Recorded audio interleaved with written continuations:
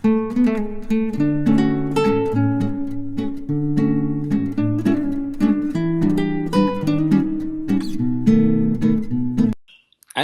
Gain enthalpy क्या होता है? It is the amount of energy release when an extra electron is added to the valence shell of an isolated gas system.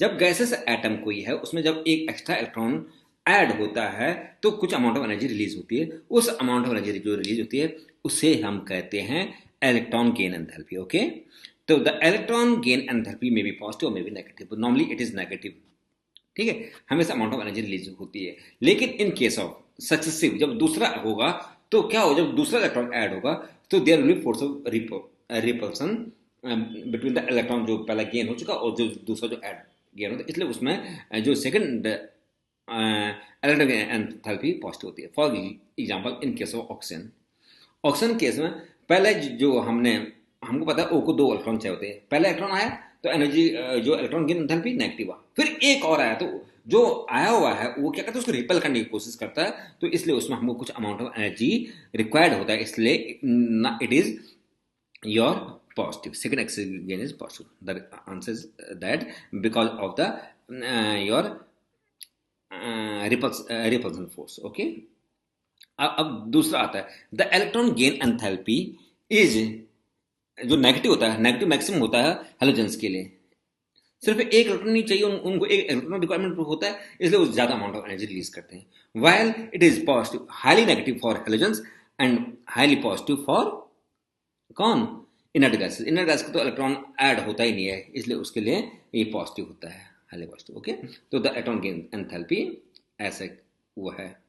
अब दूसरा आता है ये कौन कौन से ऐसे क्या ट्रेंड है across the period and down the group. अब हमको पता है डाउन द ग्रुप क्या क्या हो रहा है।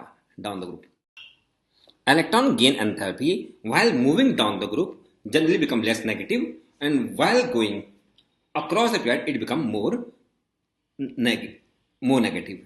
जो हेलोजेंस होता है उनकी नेगेटिव मैंने बताया तो मैक्सिमम होती है, लेकिन नीचे ज़्यादा जाता है। हमको पता है कि इलेक्ट्रोनेगेटिविटी क्या होती है, डिक्रीज होती है, तो इसलिए वो आपके क्या होगा, ऊपर वाला ज़्यादा इलेक्ट्रोनेगेटिव होगा, नीचे वाला कम होगा, तो वो मीन नेगेटिविटी उनकी वैल्यू ज़्यादा होगी as compare to the while group. तो इसका कारण क्या है, what are the factor on which they depend, कौन कौन सा फैक्टर उनके ऊपर वो डिपेंड होता है। पहले आएगा एटॉमिक रेडियस, फिर योर न्यूक्लियर चार्ज और फिर electronic configuration. Okay, all this thing are as follow.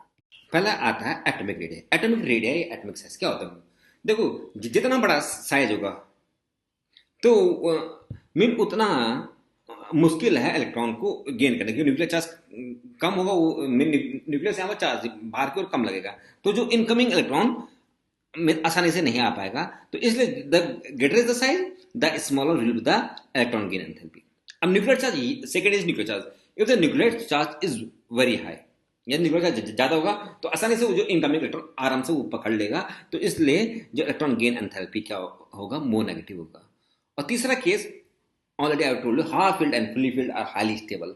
जब वो ज्यादा स्टेबल है तो वो ऑलरेडी वो इतना स्टेबल, तो जो अंदर वाले को आने में आसानी नहीं होगी, तो उनमें उस केस में क्या होगा, electron gain enthalpy will be less negative. Okay, तो these are the factor on which electron gain enthalpy क्या है, डिपेंड करती है। Your atomic size, the greater the size the less will the electron gain enthalpy, and the second is nuclear charge, the greater is nuclear charge the greater will the electron gain enthalpy, negative ज़्यादा होगा। और third is half filled and fully filled, mean electronic configuration are high stable, तो उसका कम ही होगा आपका वो।